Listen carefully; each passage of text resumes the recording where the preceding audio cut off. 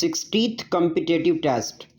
The wholesale dealer will not dislocate his organization by dispensing with his staff merely because of a brief period of slackness.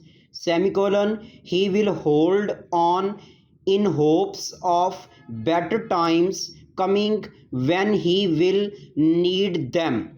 Full stop. The retailer does not discard his helpers when the spring sales have given place to a dearth of visitors into his shop. Full stop.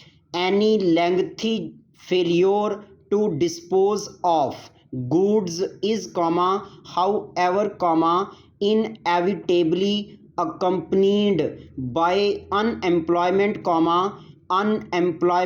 of workers, of capital, and of business ability. Full stop. However, regrettable it may be, we must regard this as a fact.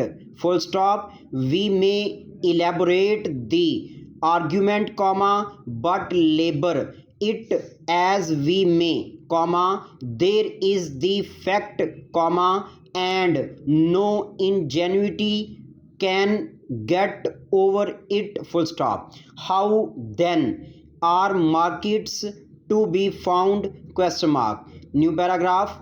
What people call remuneration for risk is really earned. Full stop. Unless plans were made for a more or less distant future, no progress would be possible. Semicolon. But as soon as futurity comes into the account, chance enters to. Full stop. The time element, inverted comma start, the changes and chances of this mortal life, inverted comma close, as it is expressed, implies uncertainty. Full stop. Certainly we are not to suppose that men act honorably in business merely because they are constrained